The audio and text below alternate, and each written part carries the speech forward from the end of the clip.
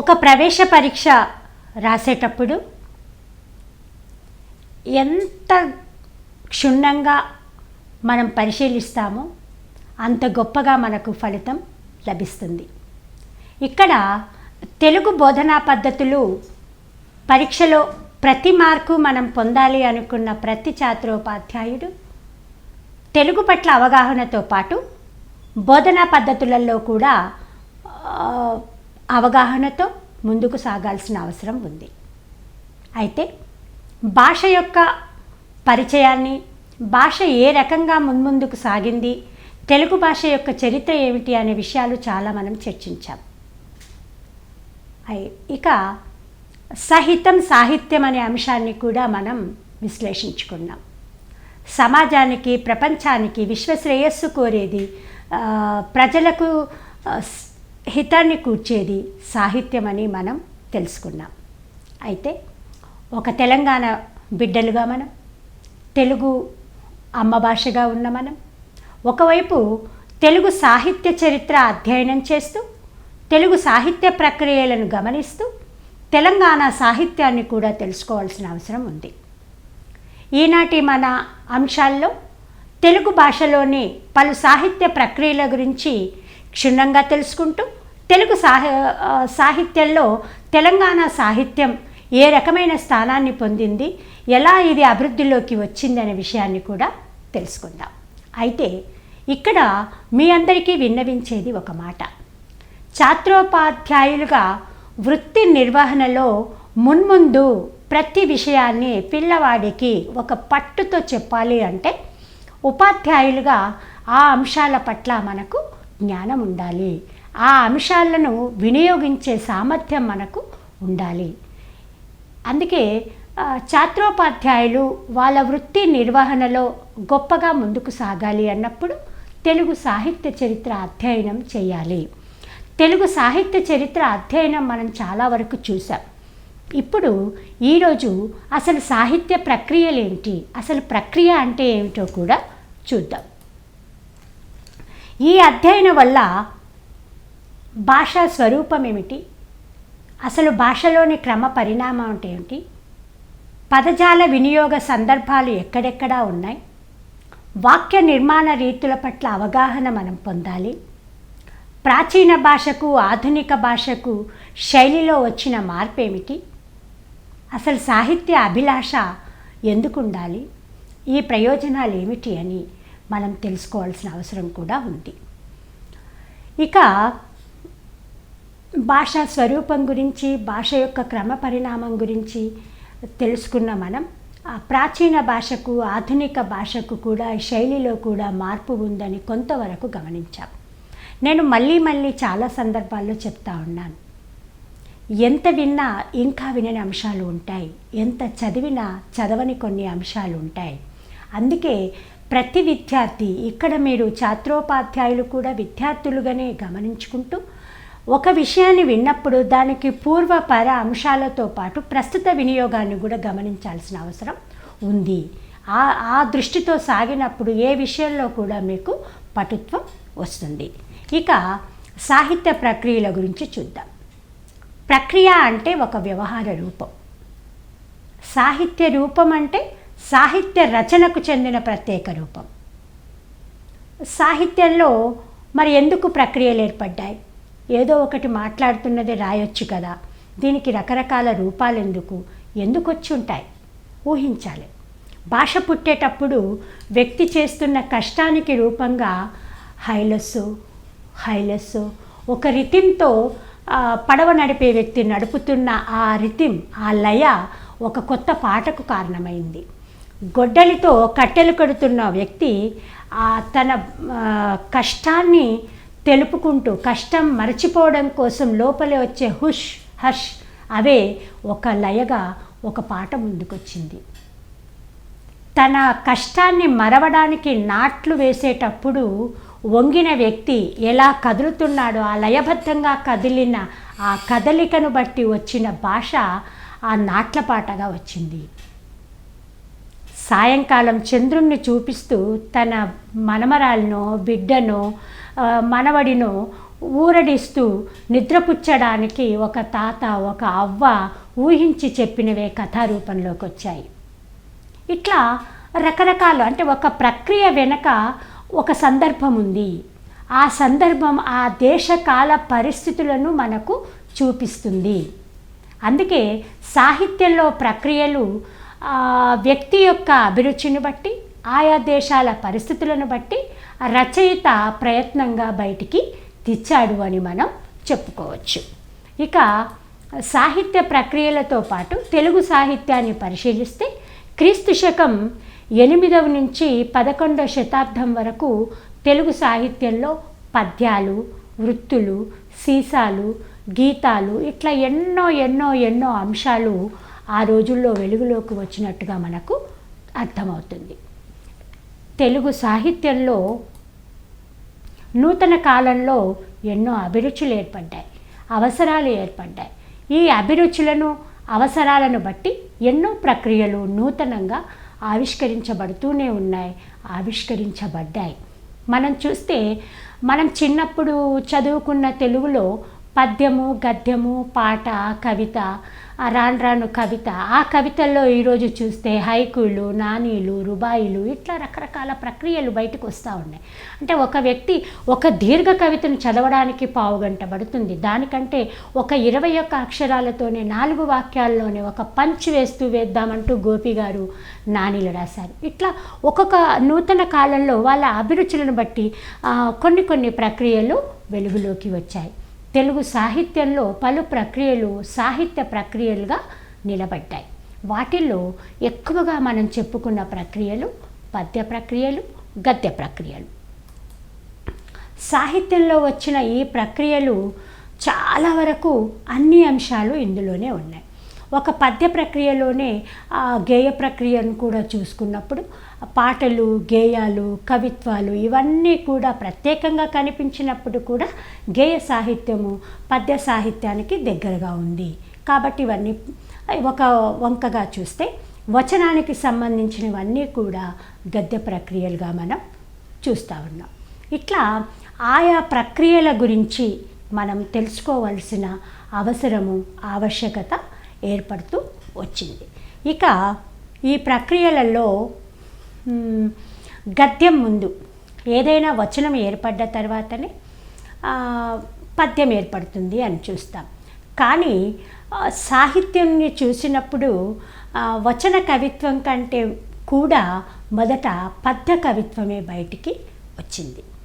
ఈ పద్య గద్య భాగాలనే తర్వాత వచ్చిన అన్ని అంశాలు కూడా వీటిల్లోకి చేరాయి. అయితే చాలా పురాణమైన, చాలా పాతదైన సాహిత్యాన్ని మనం గమనిస్తూ వచ్చినప్పుడు సాహిత్య ప్రక్రియల్లో ఇతిహాస ప్రక్రియ చాలా పేరొందిన ప్రక్రియగా మనం చూడవచ్చు. ఇతిహాసం అంటేనే ఒక చరిత్ర. ఒక చరిత్రక పురుషుని కథను వస్తువుగా చేసుకొని రాయబడ్డ గ్రంథాలే ఇతిహాస గ్రంథాలు. ఇతిహాసం అంటే ఒక చరిత్ర అని అర్థం. ఒక చారిత్రక పురుషుని కథను వస్తువుగా చేసుకొని రాసిన రచనను ఇతిహాసం అని చెప్పడం మనం గమనించవచ్చు. మన భారతదేశ గొప్పతనం చెప్పాలి అనగానే మనది వేదభూమి, కర్మభూమి అని చెప్తూ మన దగ్గర ఇతిహాసాలు ఉన్నాయి, పురాణాలు ఉన్నాయని చెప్తూ ఉంటాం. మరి అంటే ప్రపంచానికే ఒక ఐడెంటిటీ భారతదేశానికి ఇచ్చిన రచనలు ఇతిహాస రచనలు అని చూస్తాం. ఇతిహాస కథలలో రామాయణం, మహాభారతం లాంటివి మనము ఇతిహాస పుస్తకాలుగా, ఇతిహాసాలుగా మనం చెప్పుకుంటాం. ఎందుకు వీటిని ఇతిహాసాలుగా చెప్పుకుంటాం? అసలు ఇతిహాసానికి ఉండే లక్షణాలు ఏంటో చూద్దాం. ఇతిహాస లక్షణాలలో ముఖ్యంగా ఈ కథ చారిత్రక సత్యానికి శాస్త్రంగా ఉంటుంది. ఈ ప్రధానమైన కథ చారిత్రక సత్యానికి చాలా దగ్గరగా ఉంటుంది. ఇక్కడ ఒక శాస్త్ర చర్చ కూడా, ఒక శాస్త్రీయత కూడా కనిపిస్తుంది. మనకు రామాయణ కథల్లో చూసినప్పుడు, మహాభారత ఇతిహాసాల్లో చూసినప్పుడు ఇక్కడ రాముడు ఒక దేవుని యొక్క రూపంగా, దశావతారాల్లో ఒక రూపంగా చూస్తున్నాం. మహాభారత కథల్లో మహాభాగవతానికి సంబంధించి శ్రీకృష్ణుడు ఒక దశావతారంలో ఒక రూపంగా చూస్తున్నాం. అంటే ఇక్కడ దేవుడు కృష్ణుడు పుట్టి పెరిగేటప్పుడు ఎంతోమంది అసురులను సంహరించినట్టుగా చూస్తాం. రామాయణ చరిత్రలో చూసినప్పుడు శ్రీరామచంద్రుడు ఆ యజ్ఞాన్ని మహాపురుషులు ఋషులు చేస్తున్న యజ్ఞాన్ని భగ్నం చేస్తున్న అసురులెందరినో హతమార్చినట్టుగా చూస్తాం. రావణాసురుణ్ణి హతమార్చినట్టుగా చూస్తాం. అంటే ఇక్కడ ఇతిహాస లక్షణంలో ప్రధానమైన కథ ఒక చారిత్రక పురుషుడు, అదొక చారిత్రక సత్యం.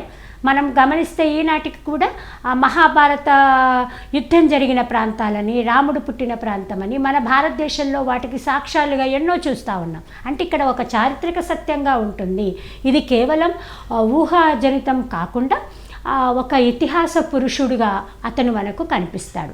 ఇక్కడ దైవత్వానికి అసురత్వానికి, అంటే దేవతా గుణానికి రాక్షస గుణానికి ఒక సంబంధం, వాటిని ఎదుర్కొనే ఒక శక్తి మనకి ఇక్కడ కనిపిస్తుంది. అంతేకాకుండా ఈ కథల్లో ఒక ఉపదేశ క్రమం ఉంటుంది.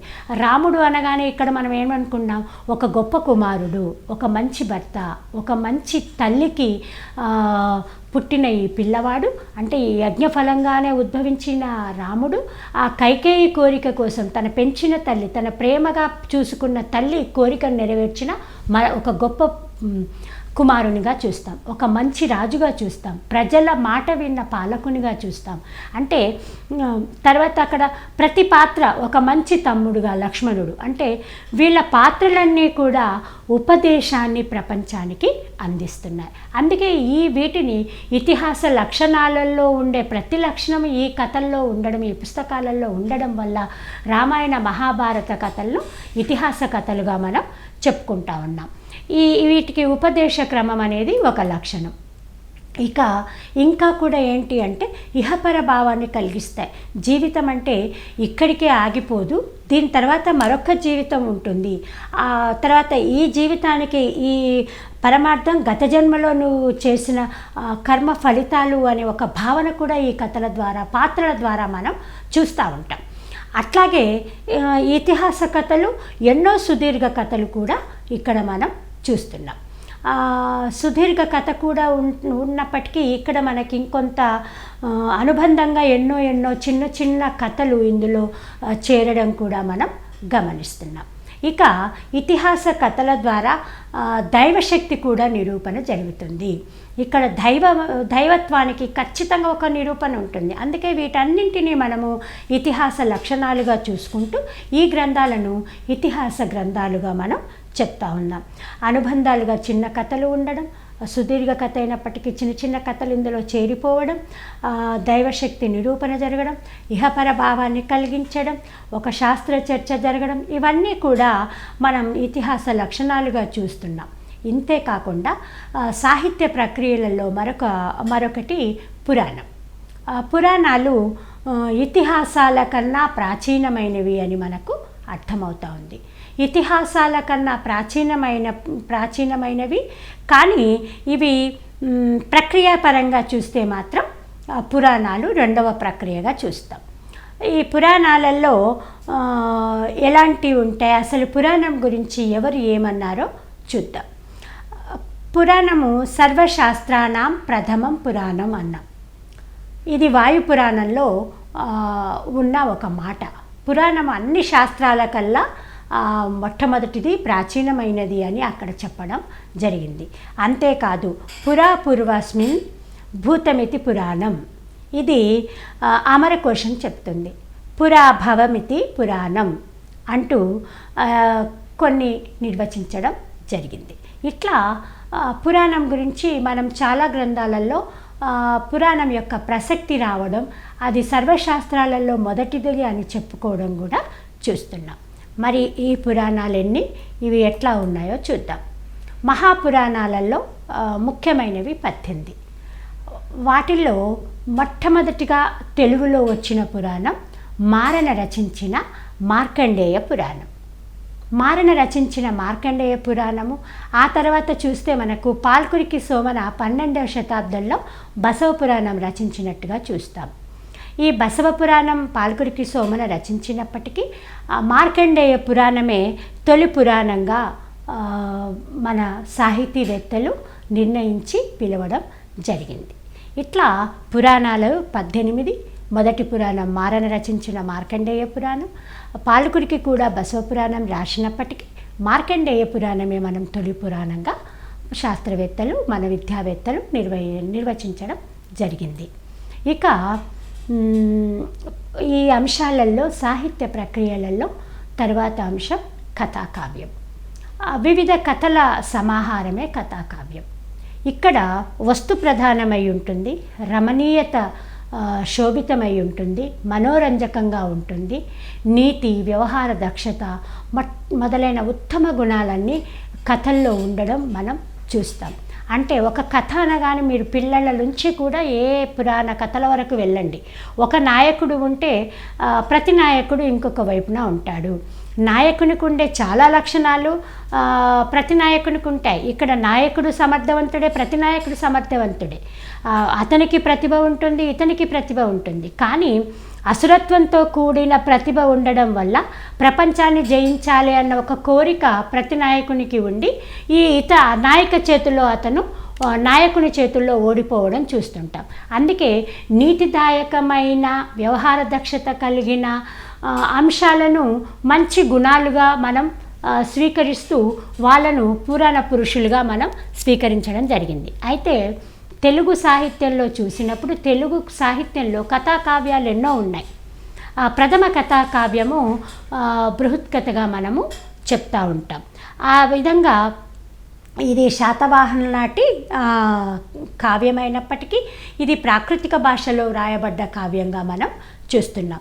ఆ తర్వాత తెలుగులో ఉన్న ఇంకొన్ని కావ్యాలను చూద్దామనుకుంటే కథా సరిత్సాగము, దశకుమార చరిత్ర, కేయూరు బాహ చరిత్ర, తర్వాత షోడశ కుమార చరిత్ర, విక్రమార్క చరిత్ర, శుకసప్తతి, హంసవింశతి, సింహాసన ద్వాత్రింశత, ఇట్లాంటి ఎన్నో కథ కావ్యాలు జనజీవితంలో వినోదంతో పాటు ఉపదేశాన్ని, నీతిని, విలువల్ని ప్రపంచానికి అందించాయి. కథాకావ్యాలలో కొన్ని ఇక్కడ మనం చెప్పుకున్నాం. కథా సరిత్సాగము, దశకుమార చరిత్ర, కేయూరు బాహు చరిత్ర, షోడశ కుమార చరిత్ర, విక్రమార్క చరిత్ర, శుక్త సప్తతి, హంసవింశతి, సింహాసన ద్వాత్రింశత. ఈ కథా కావ్యాలు జనజీవితంలో చాలా గొప్పగా వినోదాన్ని ఇచ్చాయి, ఉపదేశాన్ని కూడా అందించాయి, నీతిని అందించాయి, విలువల్ని బోధించాయి. మనం పాఠశాలలో వివిధ విషయాలను నేర్చుకున్నప్పటికీ ఏదైనా వాల్యూ ఎడ్యుకేషన్, నీతిదాయకమైన విద్య అందించాల్సింది ఎవరు అనగానే అరే భాషా ఉపాధ్యాయుడు ప్రతి అంశంలో కూడా పిల్లవాడికి ఏదో ఒక నీతి చెప్తూ ఉంటాడు. కాబట్టి నీతివంతమైన జీవితాన్ని పిల్లవాడికి అందించే బాధ్యతలలో భాషా ఉపాధ్యాయుడు మొదటి స్థానంలో ఉంటున్నాడు. అయితే ఇక్కడ మనం తెలుసుకోవాల్సింది ఏమిటి అంటే ఈ విషయాలన్నీ కూడా మనము తెలుగు సాహిత్య అధ్యయనంలో ఈ కథల గురించి, ఈ పుస్తకాల గురించి చాలా విషయాలు మనం చర్చించాయి. జానపదుల ఆలోచనలకు చాలా దగ్గరగా నిత్య జీవితాలకు అనుబంధమైన కథలు ఎన్నో కూడా కథాకావ్యాలలో ఉన్నాయి. మరి కథ అంటేనే చెవులు కోసుకోవడం పిల్లలకు ఇష్టం, కానీ ఆ కథనే కావ్యాలుగా మార్చిన కవివర్యులు మనం జీవితంలో ఎన్నో చూస్తున్నాం. తర్వాత అంశం కావ్యం. కావ్యం రసాత్మకం. ఒక వాక్యం రసాత్మకమైతేనే అది కావ్యంగా రూపొందుతుంది. ఒక కావ్యం రాయాలి అనుకున్న వ్యక్తి ఆ కావ్య ప్రక్రియకు పూనుకునేటప్పుడే రసాత్మకమైన వాక్యాలను సృష్టిస్తూ ఉంటాడు.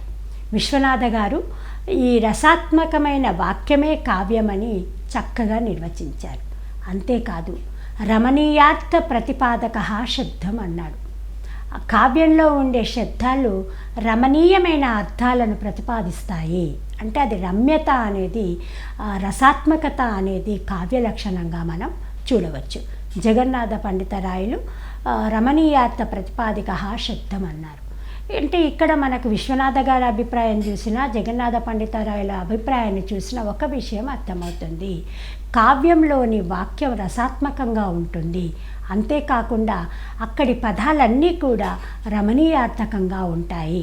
ఇది కావ్యం యొక్క లక్షణంగా మనం చూడవచ్చు.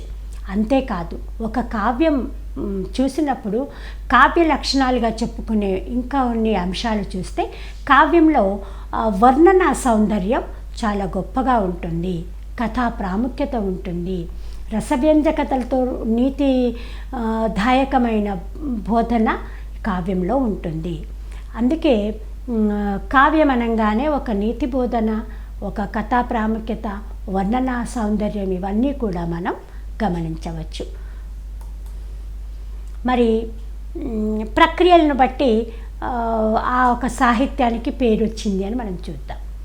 ఒక కవి రాసే రచన పద్య రూపంలో ఉంటే దాన్ని పద్య కావ్యం అన్నాం.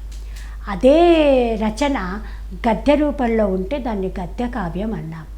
పద్యము గద్యము రెండు ఒకే చోట ఉంటే దాన్ని చంపు కావ్యం అన్నాం.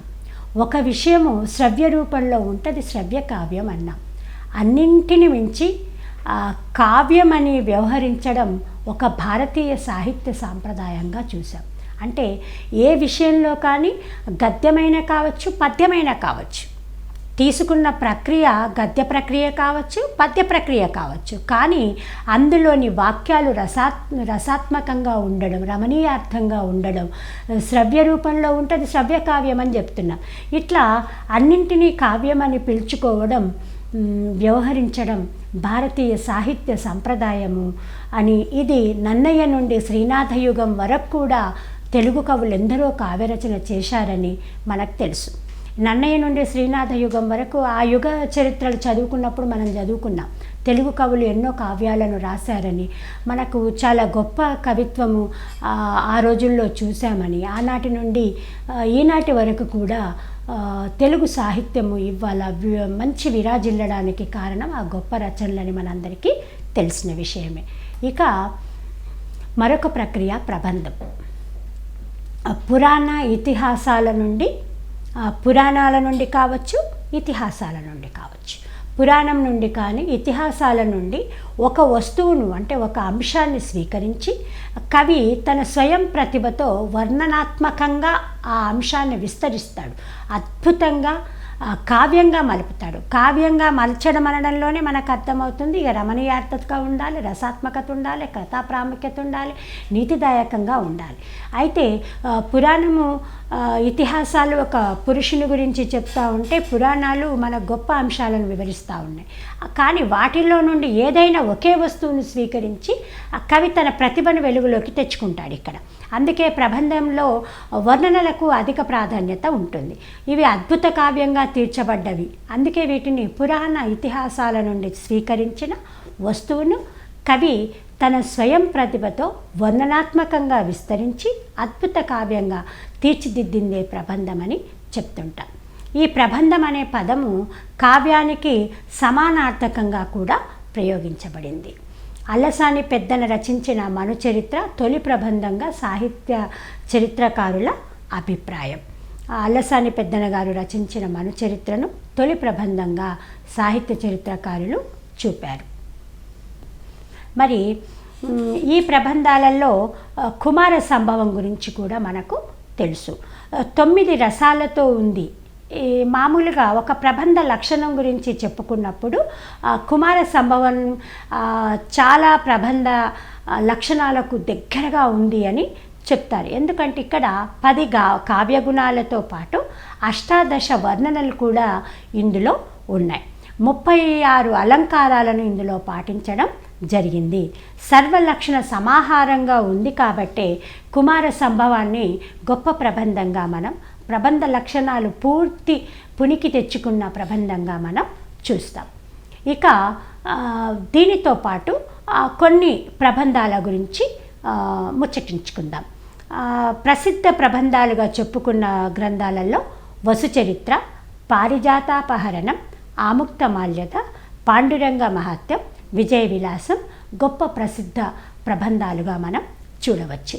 అయితే ఇక్కడ మనం ఒక మాట అనుకున్నాం, కుమార సంభవంలో మొత్తం లక్షణాలు అష్టాదశ వర్ణనలు ఉన్నాయి అని.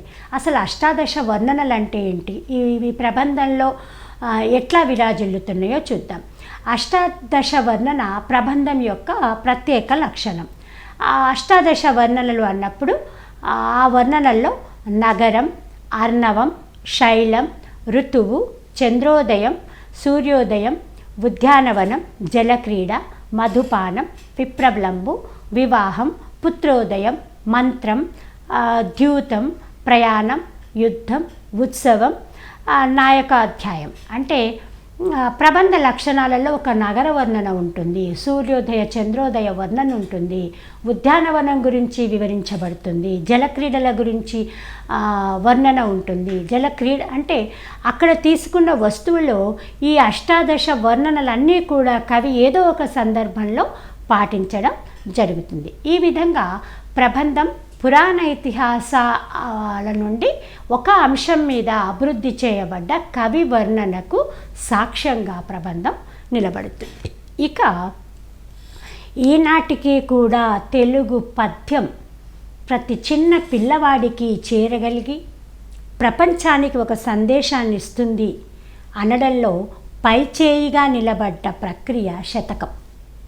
శతక పద్యం రాని పిల్లవాడు ఉండడు. మనకు ప్రతి ఒక్కరికి ఈ విషయం తెలుసు. వినాయకుని పండుగ వచ్చిందంటే ఆ గణేష్ దేవుణ్ణి నిలబెట్టి మొట్టమొదట కుటుంబంలో ఉన్న సభ్యులందరూ చేసే పని ఏమిటంటే ఒక పద్యం పాడు అనగానే ప్రతి ఒక్కరూ అక్కడ ఒక పద్యం పాడి ఆ దేవుడి ముందల బింగిల్ తీయడం చూస్తూ ఉంటాం. అంటే ఇక్కడ ఏంటి, ఆ పద్యం అనేది వర్ణనతో పాటు నీతిని ప్రపంచానికి అందిస్తుంది. సమాజంలో మనిషి ఎట్లా జీవించాలో చెప్తుంది శతకం. శతకం అంటే 100 పద్యాలు, శత అనేది మనకు అర్థమవుతుంది. కానీ ఇక్కడ మకుటం అనేది శతక పద్యాలలో ఒక ప్రత్యేకత కూడా ఉంటుంది. ఏదో ఒక మకుటాన్ని పాటించి కవి శతక పద్యాలలో నీతిదాయకాన్ని చెప్పడం మనం గమనించవచ్చు. తెలుగు సాహిత్యంలో అత్యధిక ఆదరణ కలిగిన ప్రక్రియగా మనం శతకాన్ని చెప్పుకుంటున్నాం. మరి తెలుగు సాహిత్యంలో చూస్తే ఈ శతకాన్ని పాల్కురికి సోమన కాలం నుండి కూడా మనం చూస్తున్నాం. పాల్కురికి సోమనాథుడు వృషాధిప శతకాన్ని రాశాడు. ఇది శతక సాహిత్యంలో సర్వలక్షణ సంపన్నమైన రచనగా మొదటి శతకంగా చెప్పుకోవచ్చు. ఇక శతక సాహిత్యంలో ముగ్గురిని శతక కవిత్రయంగా చెప్పుకుంటాం. మనకు తెలుగు సాహిత్యంలో కవిత్రయం గురించి చెప్పుకున్నాం. అట్లాగే ఇక్కడ శైవ కవుల కవిత్రయం గురించి చెప్పుకున్నాం. శతక సాహిత్యాన్ని చూస్తే కూడా ఇక్కడ కూడా ముగ్గురిని కవిత్రయాలుగా మనం చెప్పుకుంటున్నాం. మల్లికార్జున పండితారాధ్యుడు, పాల్కురికి, అన్నమయ్యలు శతక సాహిత్య కవిత్రయాలుగా మనం చెప్పుకోవచ్చు. ఇక వీళ్ళందరే ఎంతోమంది ఈనాటికి కూడా శతకం ఇంచుమించు ప్రతి 10 తెలుగు సాహిత్య పుస్తకాలలో ఒక 2-3 శతక పద్యాలు ఈనాటికి కూడా శతక పుస్తకాలు వెలుగులోకి వస్తున్నాయంటే ఈ ప్రక్రియకు ఉన్న ఆదరణ ఎంతో అర్థమవుతూ ఉంది. చిన్న చిన్న పదాలతో ప్రతి ఒక్కరూ నేర్చుకొని తిరిగి అప్పజెప్పి మళ్ళీ గుర్తుకు తెచ్చుకొని అంటే ఇక్కడ సామెతలు, నానుడులతో పాటు దేశీయాలతో పాటు నీతి ప్రతి విషయంలో తన జీవితానికి దగ్గరగా ఉన్నట్టుగా అనిపించడం ఈ యొక్క శతకం యొక్క గొప్పతనం. అందుకే ఈనాటికి కూడా ఈ ప్రక్రియ అందరం గమనిస్తూ ఉన్నాం. పోతన నారాయణ శతకం ఎన్నుకోదగ్గదే. వెన్నెలకంటి జన్నయ్య రాసిన దేవకీ నందన శతకం, యథావాక్కుల అన్నమయ్య గారి సర్వేశ్వర శతకం. మరి శతకం అంటే మనం 100 చెప్తే ఇంకా 101 మీకు తెలిసే ఉంటుంది.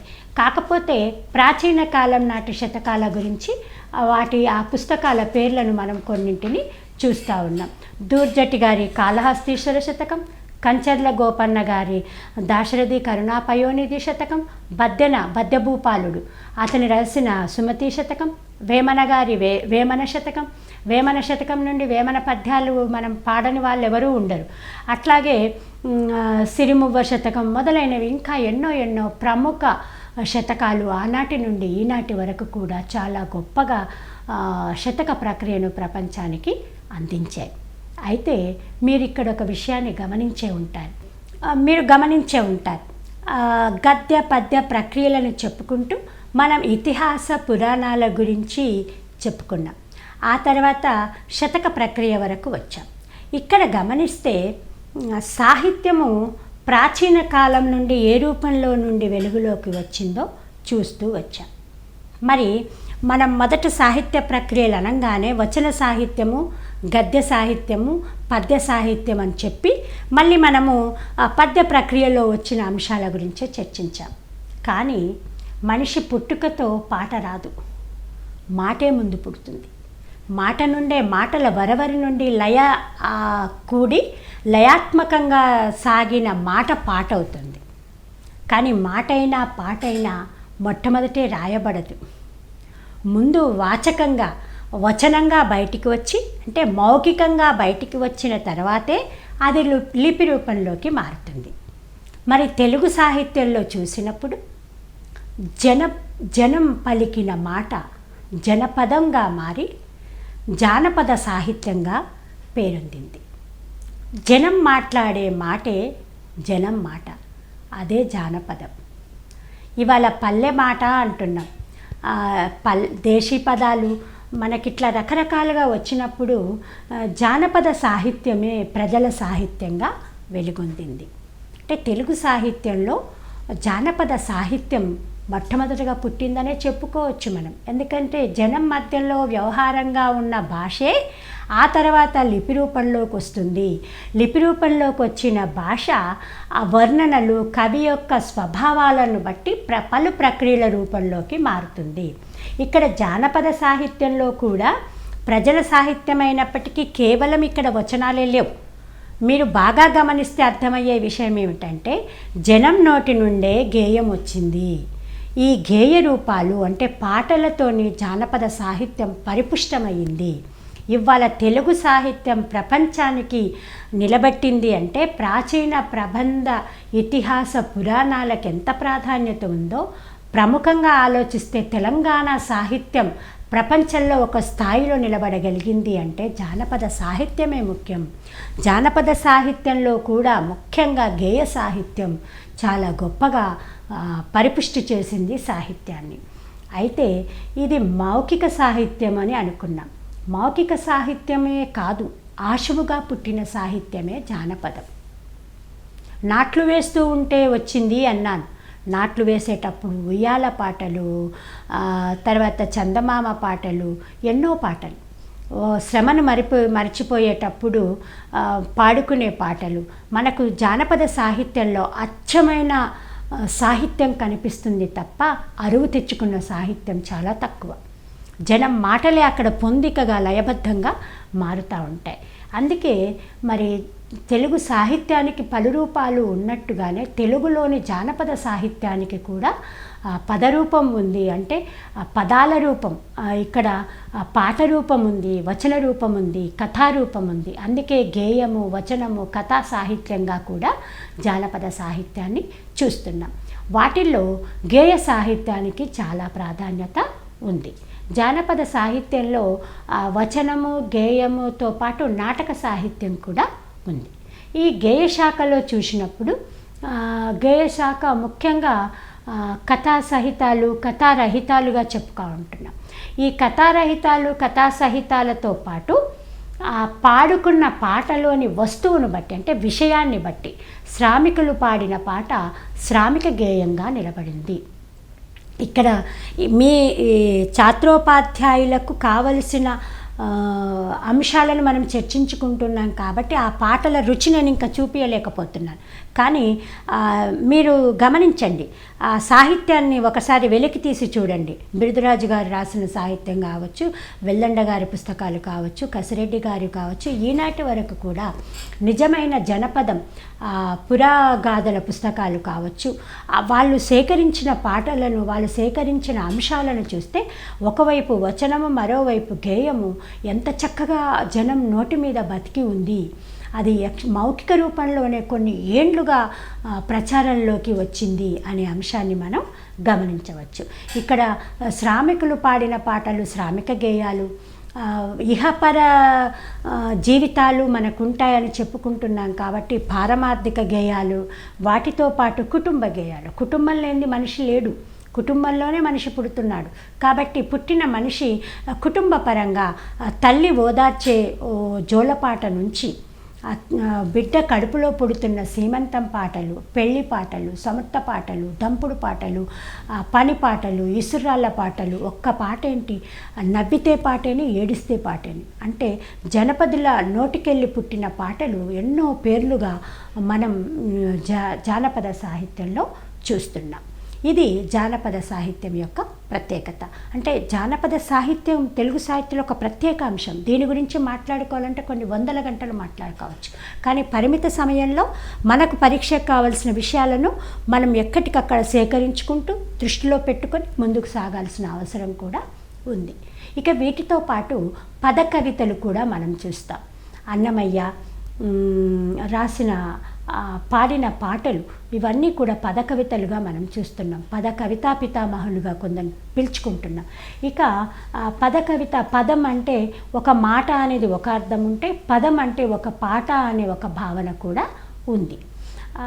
మాత్రా ఛందోబద్ధంగా ఉంటూ సంగీత స్పర్శ కలిగిన కవితలు పద కవితలుగా మనం చూస్తున్నాం.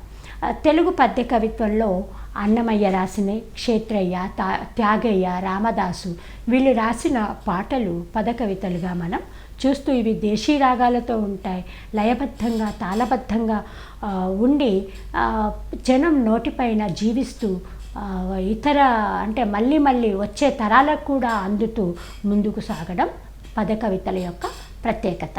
ఈ పద కవితల్లో భక్తిపరమైన పద కవితలతో పాటు పారమార్థిక పద కవితలు కూడా మనం బాగా చూస్తాం. అంటే మనిషి పుట్టుకకు అర్థాలు చెప్తా ఉన్నాయి, మనిషి సాగడానికి జీవితంలో సాధించే అంశాల పట్ల ఈ పద కవితలను మనం చూస్తున్నాం.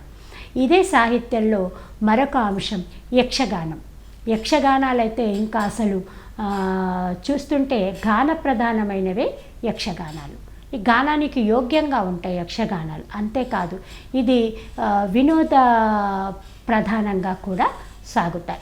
తెలుగు సాహితీవేత్తలలో శ్రీనాథుడుగా ఆ రోజుల్లోనే యక్షగానం గురించి ప్రసక్తి తెచ్చాడని, భీమేశ్వర పురాణంలో ఈ ప్రసక్తి ఉందని మనం చూడవచ్చు.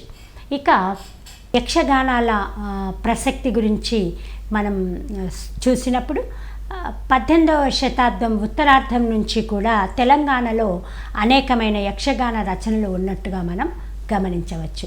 ఈనాటికి యక్షగానాలకు ఒక ప్రత్యేక స్థానం ఉంది. క్రీస్తు శకం 1780 కాకుత్సం శేషాచలం గారు ధర్మపురి రామాయణం, తర్వాత రాపాక శ్రీరామ కవి రాసిన ఆధ్యాత్మిక రామాయణం యక్షగానాలకు నిదర్శనంగా నిలబడ్డాయి. యక్షగానం పేరు వినగానే చెరివిరాల భాగయ్య గారి పేరు తప్పకుండా మనము గుర్తు చేసుకోవాల్సిన అవసరం ఉంటుంది. ఈ చెరివిరాల భాగయ్య గారు 34 యక్షగానాలను రచించి తెలంగాణ అంతా కూడా యక్షగాన కవుల్లో ప్రసిద్ధి పొంది తెలంగాణ అంతటే కాకుండా ప్రపంచానికి యక్షగాన రుచిని చూపించగలిగారు. ఈ విధంగా తెలుగు సాహిత్యంలో యక్షగానాలకు కూడా ఒక ప్రత్యేక స్థానం ఉన్నట్టుగా మనం చూడవచ్చు. అయితే ఇప్పటి వరకు కూడా మనం సాహిత్యంలో కొంత ప్రాచీనత ఉన్న ప్రక్రియల గురించే మనం చెప్పుకున్నాం. మరి ఆధునిక సాహిత్య ప్రక్రియలు ఏమిటి, వాటిల్లో వచ్చిన ప్రక్రియలు ఏంటో చూద్దాం. పద్య రూపంలో ఉన్న, పాటల రూపంలో ఉన్న ఎక్కువ ఆ అంశాలకే సాంప్రదాయబద్ధమైన తెలుగు సాహిత్యంగా మనం చూస్తూ వచ్చాం. సాంప్రదాయ తెలుగు సాహిత్యంలో పద్య కవిత్వాన్నే పైచేయి. పద్యం రాయనివాడు, కందం రాయనివాడు తెలుగు కవే కాదు అన్న ఒక ప్రసక్తి కూడా వస్తే కంద పద్యమే తెలుగు యొక్క గొప్ప పద్యంగా చెప్పుకున్న సందర్భాలు కూడా ఉన్నాయి. అయితే మరి ఏంటి అసలు సాహిత్యం అంటే? పద్యం రాస్తేనే సాహిత్యమా? కవిత్వం వచనంలో ఉండకూడదా? వచన కవిత్వం కూడా రాయొచ్చు కదా? ఇలాంటి అంటే ఎప్పుడైనా ఆధునికము అంటే సాంప్రదాయం ఉన్నట్టే లెక్క, సాంప్రదాయం అని చెప్పామంటే ఆధునికం ఉన్నట్టే లెక్క. అయితే ఒక్కటి మాత్రం మనం గమనించాలి, ఏదైనా ఒక ప్రాతిపాదిక బేస్ మాత్రం సాహిత్యమే. అక్కడ తెలుగు వర్ణమాలతో వచ్చిన పదాలే, వాక్యాలే, కవిఊహలే. కానీ వాటి రూపాలు ఆనాటి కాల పరిస్థితులను బట్టి మారుతూ వస్తూ ఉన్నాయి. అందుకే తెలుగు సాహిత్యంలో వచన ప్రక్రియ ఆధునిక ప్రక్రియలుగా మనం చూస్తూ ఈ వచన ప్రక్రియల గురించి చూద్దాం. అయితే ప్రతి సందర్భంలో కూడా మన భారతీయ చరిత్రతో పాటు మన తెలుగు భాష మాట్లాడే మన ఉమ్మడి ఆంధ్రప్రదేశ్ పరిస్థితిని, స్వతంత్రానికి పూర్వం భారతదేశంతో పాటు మన ప్రాంతంలో ఉన్న పరిస్థితిని, అదేవిధంగా నిజాం యాజమాన్యంలో వాళ్ళ ఆధిపత్యంలో తెలుగు యొక్క పరిస్థితిని, తెలుగు ప్రాంత ప్రజల పరిస్థితిని మనం గమనిస్తూ ఉన్నాం. అయితే ఎప్పుడైతే ఆంగ్లేయులు భారతదేశంతో పాటు ప్రపంచంలోని చాలా దేశాల వాళ్ళ ఆధిపత్యాన్ని నడిపిస్తూ ఇంగ్లీష్ భాషను ప్రచారంలోకి తెచ్చారో అక్కడి ప్రక్రియలు ప్రపంచవ్యాప్తంగా కూడా ప్రభావాన్ని చూపించగలిగాయి.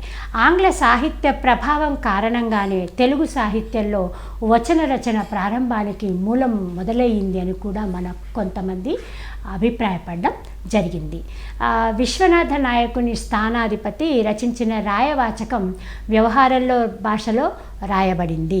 అదేవిధంగా కందుకూరి, గిడుగు రామ్మూర్తి వాళ్ళు వ్యవహార భాషకు ప్రాధాన్యత ఇస్తూ మనం ఏం మాట్లాడుకుంటున్నామో ఆ మాటల్లోనే రాయాలి సాహిత్యాన్ని అనే ఒక మాటను వెలుగులోకి తీయడం జరిగింది. అట్లాగే వచన ప్రక్రియలు ప్రారంభమవ్వడం మొదలయ్యింది. ఇక వచన ప్రక్రియలో ఏమేమి ఉన్నాయో చూద్దాం. వచన ప్రక్రియలలో కథ, కథానిక, జీవిత చరిత్ర, ఆత్మకథ, సాహిత్య విమర్శ, యాత్రా గ్రంథాలు, బాల సాహిత్యం, నవల, వ్యాసం, నాటకం, నాటిక, పాట. పాట అయితే ఇంకా సహజంగా వస్తూనే ఉంటుంది. ఒక వ్యక్తి తన గురించి తను చెప్పుకోవడం ఆత్మకథ అయితే, ఒక వ్యక్తి గురించి మనం రాయడం జీవిత చరిత్ర. వీటిని ఇట్లా వచన ప్రక్రియలు ఇన్ని రకాలుగా రావడం అనేది ఒక గొప్ప వరవడిగానే మనం చెప్పుకోవచ్చు.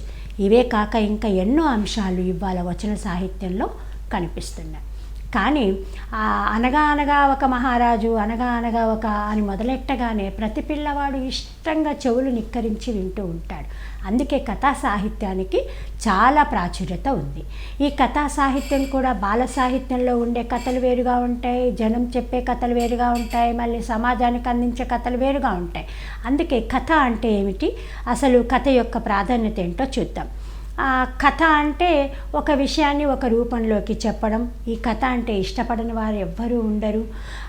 పిల్లల కథలు, సామాజిక కథలు, సాహస కథలు, అద్భుత కథలు, ఇట్లా తెలుగు సాహిత్యంలో ఎన్నో కథలు ఎన్నో విధాలుగా జనరంజకంగా ఉన్నాయి. అయితే ఈ కథా రచయితలు కూడా తెలుగు సాహిత్యంలో అత్యధికంగా ఉన్నారు, రాశారు, ఇప్పటికీ కూడా వాళ్ళు రాస్తూనే ఉన్నారు. మనకు శ్రీపాద సుబ్రహ్మణ్య శాస్త్రి గారు రాసిన కథలు ఎన్నో. ఆ కథలు చాలా చాలా ప్రాచుర్యత పొందిన నేపథ్యంలో విమానం ఎక్కుదామనే ఒక కథ చారిత్రకథగా మనం చూస్తాం. వడ్ల గింజలు, గులాబీ అత్తరు, జమీందారు సంస్థానాల కథలు, ఇట్లా రకరకాల కథలు ప్రాచుర్యంలోకి వచ్చి ఆనాటి నుండి ఈనాటి వరకు కూడా కథ యొక్క ప్రాధాన్యతను చెప్తా ఉన్నాయి. ఇక కథానిక ఏంటో చూద్దాం. ఇంగ్లీష్లో షార్ట్ స్టోరీ అనేది కథానికగా మనం తీసుకోవచ్చు. ఈ షార్ట్ స్టోరీ అంటే ఇక్కడ కథకుండే లక్షణాలు ఉంటాయి, కానీ ఈ దాంట్లో కొంత ప్రక్రియ చాలా చిన్నగా తీసుకొని చిన్నగా ముగింపు ఇవ్వడం జరుగుతుంది. ఒక రకమైన ప్రత్యేకమైన ఎత్తుగడ, నడక తీరు, ముగింపు, పరిమిత పాత్రల పోషణ కథానికలో ఉండడం మనం గమనించవచ్చు. ఇక వచన కవిత్వంలో మరొక ప్రక్రియ నవల. నావెల్ అనే పదం నుండే నవల అని ఏర్పడింది అని మనం చూడవచ్చు. నవల గురించి చర్చిస్తే కథ కన్నా చాలా పెద్దమైనది. ఒక వ్యక్తితో పాటు ఒక సామాజిక పరమైన అంశాలు ఎన్నో కూడా నవలలో చేరుతాయి. ఇది ప్రేమపరమైన నవలు ఉండవచ్చు, సామాజిక సంఘర్షణలపైన నవలలు కావచ్చు. ఒక్కొక్క నవల ఒక్కొక్క ప్రత్యేక అంశాన్ని ఎంచుకొని ముందుకు సాగడం చూస్తుంటాం. తెలుగులో కథ కంటే ఇది విస్తృతమైనగా చెప్పుకునే నవల ఇంగ్లీష్లో ఏర్పడ్డ 1940లో సామ్యూల్ రిచర్డ్సన్ రాసిన ప్యాములా అనే ఒక కథ నావెల్గా మనము గమనిస్తూ దాని ఆధారంగా తెలుగు సాహిత్యంలో ఎన్నో నావెల్స్ కూడా బయటికి వచ్చినట్టుగా చూడవచ్చు. ఇక కొక్కొండ వెంకటరత్నం రాసిన మహాశ్వేత తెలుగు సాహిత్యంలో తొలి కవితగా చెప్పినప్పటికీ ఇక్కడ ఇది అంగీకరించబడలేదు అనే ఒక అంశాన్ని మనం గమనించాలి. వీరు రాసిన ఈ కథ సంస్కృత కథకి అనువాదంగా స్వీకరించడం వల్ల తర్వాత కాలంలో ఇది తొలి నవల అయినప్పటికీ ఇది అనువాద నవల కాబట్టి దీనికి తొలి నావెల్గా మనం గుర్తించుకుంటే బాగుంటుంది అని ఇంకొంతమంది అభిప్రాయాలు వచ్చిన వరవడిలో వీరేశలింగం గారు రాసిన రాజశేఖర చరిత్ర తొలి నవలగా పేర్కొనబడింది. వీరేశం గారు రాసిన రాజశేఖర చరిత్ర తొలి నవలగా పేర్కోవడం జరిగింది. ఆ తర్వాత తెలుగు సాహిత్యంలోని మరొక ప్రక్రియ నాటకం. నాటకం అంటే నిజంగా ఒక విషయాన్ని పాత్రలో జీవిస్తూ నిరూపించడం నాటకం యొక్క లక్షణం. తెలిసిన కథ అయినప్పటికీ ఒక 10 మంది కలిసి ఆ కథకు ఒక రూపం తెస్తూ ఒక్కొక్కరు ఒక్కొక్క పాత్రలో తీసుకుంటూ ఆ పాత్ర చిత్రీకరణ ప్రదర్శనలో చేస్తున్నప్పుడు అది నాటక ప్రదర్శన అవుతుంది. కానీ రాసేటప్పుడు కవి ప్రతి పాత్రలో జీవించాల్సిన సందర్భం నాటక రచనలో కనిపిస్తుంది. నాటకం అనేది 19వ శతాబ్దం చివరి భాగంలో మనము పాశ్చాత్య ప్రభావంతోనే వచ్చిన ఒక ప్రక్రియగా దీన్ని చూడవచ్చు. నాటక సాహిత్యంలో నాటికలు ఉంటాయి, ఏకాంకికలు అంటే ఒక నాటకము 5-6 అంకాలతో ఉంటే ఏకాంకికలు ఒకే అంకంలో కవితను చెప్పదలుచుకున్నది చెప్తుంటాడు. ఇట్లా నాటకంలో నాటిక ఏకాంకికలు కూడా ఉంటాయి. ఇక తెలుగులో 1860లో కోదండ రామచంద్ర శాస్త్రి రచించిన మంజీర మధురీకర్యం అనేది ఒక తొలి నావెల్గా మనం చెప్పుకుంటాం. మరి ఇక నవల, కథ, కథానిక, నాటకం ఇవన్నీ చూసినప్పుడు ఇంకా తెలుగులో చాలా ప్రక్రియలు ఉన్నాయన్నది, వచన ప్రక్రియలు ఉన్నాయని మనకు తెలుసు. వాటిల్లో ఆత్మకథ, జీవిత చరిత్ర ఇవి తెలుగు సాహిత్యంలో ఒక ప్రత్యేక స్థానాలను ఇవి పొందుతూ ఉన్నాయి. ఆనాటి కందుకూరి నుండి ఈనాటి వరకు కూడా స్వీయ చరిత్రలు కూడా రాసుకుంటున్న వాళ్ళు చాలామంది ఉన్నారు. అదేవిధంగా మరి తెలుగు సాహిత్యంలో జీవిత చరిత్రలు, ఆత్మకథలు ఇవన్నీ ఒక ఎత్తుగా మనకు ప్రక్రియలను చాలా పరిపుష్టం చేస్తున్న సందర్భంలో వ్యాస ప్రక్రియనైతే మనం చూస్తున్నాం. ఒక పత్రిక మన ముందుకు వచ్చిందంటే చాలు, ఆ పత్రిక ప్రతి వార్తా రూపంలో రాస్తుంది కొంత ఉంటే, అందులో వ్యాస రూపంలో రాస్తున్నాయి కొన్ని అంశాలు ఉన్నాయి. ఒక ఎడిటర్ రాస్తున్న ఒక వ్యాసం ఆనాటి సామాజిక అంశాలు కావచ్చు, రాజకీయ అంశాలు కావచ్చు, ఆర్థిక అంశాలు కావచ్చు, ఒక వ్యాస రూపంలో రాసినప్పుడు ఒక పరిశీలనాత్మకతో పాటు అన్వేషణతో పాటు రేపటి కోసం తప్పించడం ఒక వ్యాసంలో చూస్తున్నాం. ఇట్లా తెలుగు సాహిత్యంలో పత్రికల వ్యాసాలే కాకుండా వాచకాలలో కూడా ఎన్నో వ్యాసాలు ఉంటున్నాయి. ఒక వ్యాస రూపంలో పర్యావరణాన్ని రక్షించుకుందామని ఒక మాట బయటకు వచ్చినప్పుడు ఎన్నో వ్యాసాలు వెలుగులోకి వస్తున్నాయి. పిల్లవాడు పరీక్షలో రాయడానికి కూడా ఒక వ్యాసం వాడికి మంచి మార్కులు తెప్పించే ఒక ప్రక్రియగా మిగిలిపోతుంది. ఈ రకంగా వ్యాస ప్రక్రియ కూడా తెలుగులో వచన సాహిత్యంలో వచ్చిన ఒక అంశంగా మనం చూస్తున్నాం.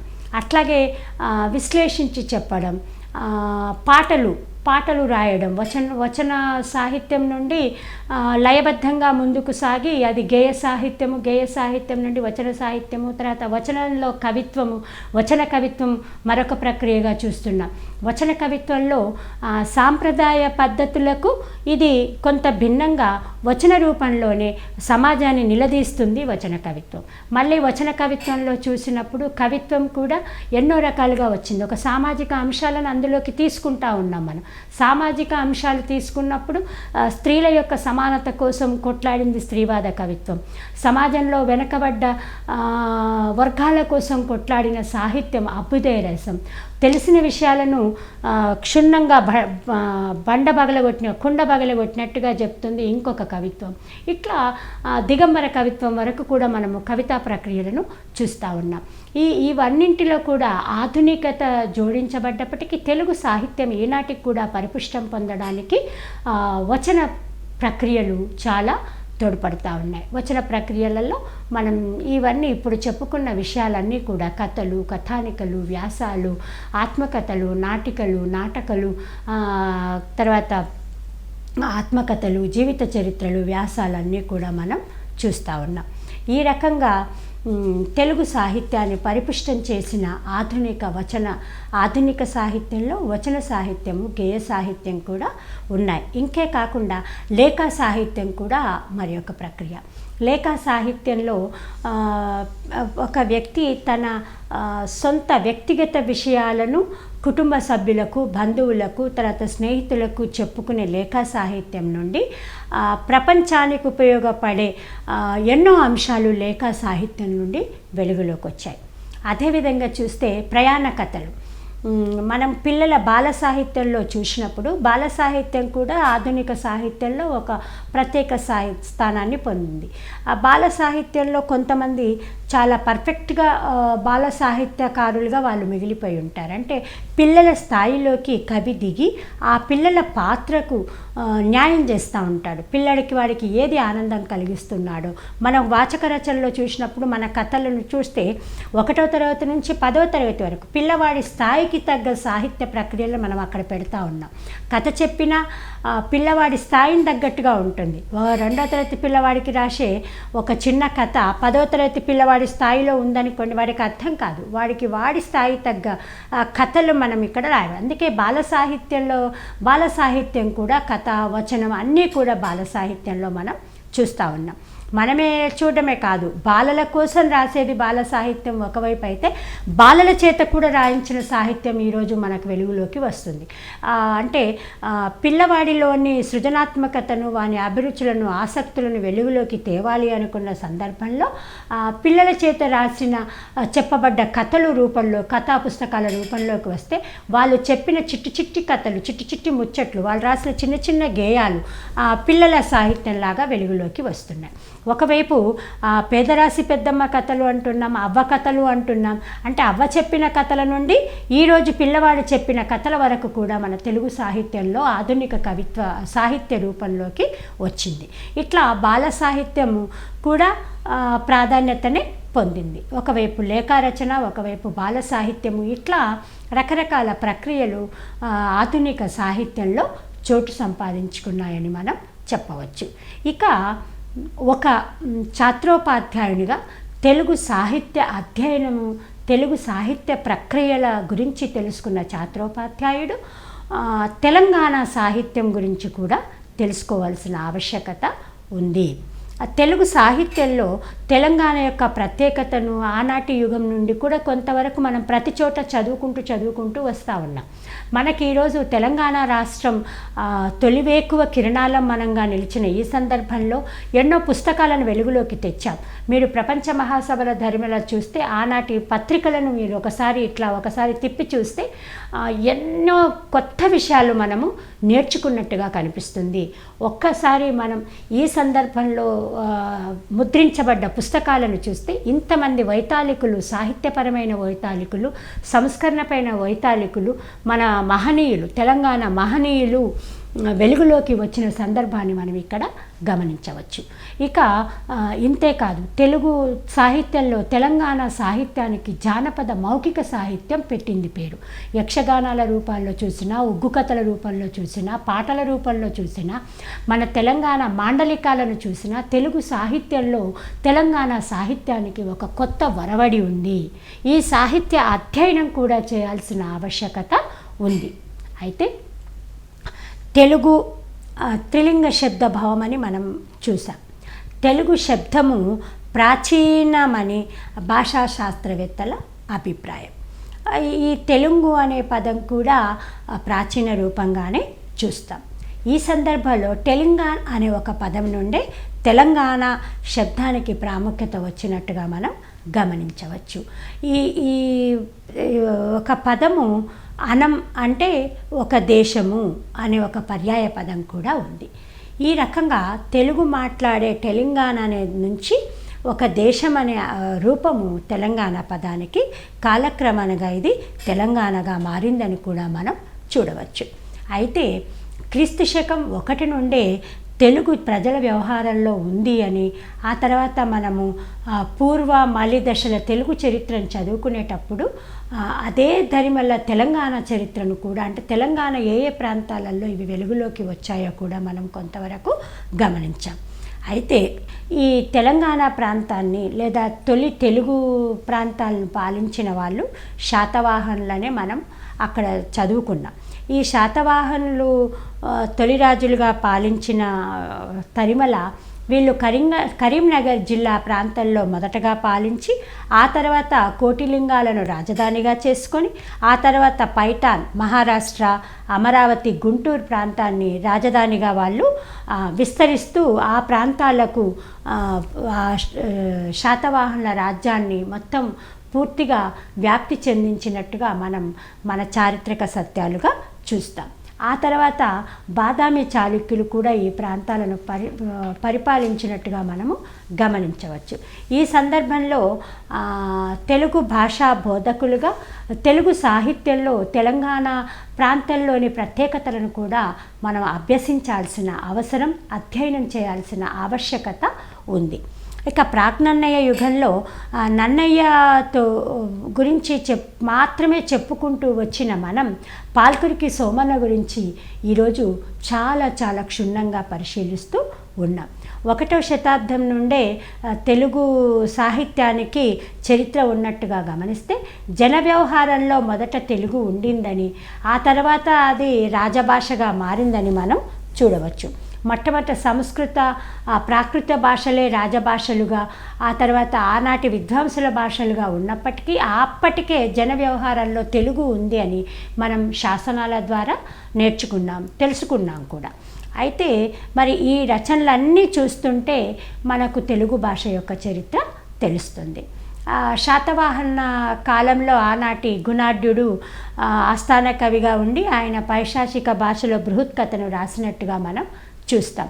కానీ ఆ శాసనాలలో ఉన్న ఊర్ల పేర్లు, తర్వాత వ్యక్తుల పేర్లు చూస్తే అవి తెలుగు పదాలు. అందుకే మనం ఏమంటున్నామంటే తెలుగు భాష ఈనాటిది కాదు, ఇది ఎంతో ప్రాచీన భాష అని, తెలుగుకు ప్రాచీన హోదా కల్పించినందుకు కూడా మనం సంతోషాన్ని వెలిపిస్తూ ఉన్నాం. ఇక హలుడు ఆనాటి 273 ప్రాకృత కవులతో కలిపి ఒక సంకలనాన్ని వెలుగులోకి తెచ్చినట్టుగా ఆనాటి చరిత్రలో మనం చూడవచ్చు. ఈ సందర్భాన్ని చూస్తే తెలంగాణ వచ్చిన తర్వాత తెలంగాణ భాషా సాంస్కృతిక శాఖ, తెలంగాణ ప్రభుత్వము ఎన్నో కవి సమ్మేళనాలను తెలంగాణ రాష్ట్ర ఆవిర్భావం సందర్భంగా నిర్వహించిన ప్రతిసారి కూడా కవువర్యులందరినీ ఒకచోటికి పిలిచి ఒక కవి సమ్మేళనం నిర్వహించి ఎక్కువ మంది కవులతో కవితా సంపుటీలు బయటికి తెచ్చి ఇవాళ మనకు గిన్నిస్ బుక్లో కూడా మనం ఎక్కేలా వాళ్ళు ప్రయత్నాలు చేయడం గమనిస్తూ ఉన్నాం. ఈ ప్రయత్నం చూస్తే ఆనాటి హలుడు 273 మంది ప్రాకృత కవుల పద్యాలతో గాథా సప్తశతిని వెలుగులోకి తెచ్చాడు అనే ఒక సందర్భాన్ని మనం గుర్తు చేసుకుంటే ఇది మనకు వంశం మన యొక్క బ్లడ్లోనే బయటకు వచ్చినట్టుగా మనం గమనించవచ్చు. అయితే ఈ గ్రంథంలో ఆ రోజు ప్రాకృత భాషలో రాయబడ్డప్పటికీ అత్త, అవ్వ అనే కొన్ని పదాలు, అమ్మ అన్న పదాలు ఆ సంఖ్యలో ఉన్న కవితలలో కనిపిస్తూ ఉంది. పొట్టం అంటే పొట్ట అని, రుంప అంటే రంపమని, ఈ పదాలకు దగ్గర పదాలు ఆ రోజుల్లోనే వాడుకలో ఉన్నట్టుగా మనం చూస్తున్నాం. ఇక ఈ రకంగా మనం అంటే తెలంగాణ సాహిత్యం, తెలుగు సాహిత్యము ఒక మహాసముద్రం అయితే తెలంగాణ సాహిత్యము ఎన్నో నదులతో కూడుకొని ఆ సముద్రంలో చేరినట్టుగా మనం గమనించవచ్చు. ఇక్కడ మనం చెప్పుకున్న తెలంగాణ సాహిత్యము సుస్థాయిగా కొంతే తెలుసుకున్నాం, కానీ దీన్ని పూర్తి స్థాయిలో చదవాల్సిన అవసరం కూడా, ఆవశ్యకత కూడా ఉందని గమనిస్తూ ఛాత్రోపాధ్యాయులు అక్కడ దృష్టి పెట్టాలని కోరుకుంటూ ఈ సందర్భంలో అంటే ఈ సాహిత్య దృష్టిని తెలంగాణ పరంగా కూడా ఒకసారి దృష్టి సారించి ఎంతో సాహిత్యాన్ని నేర్చుకుంటూ ముందుకు సాగాలని కోరుకుంటూ నమస్కారం.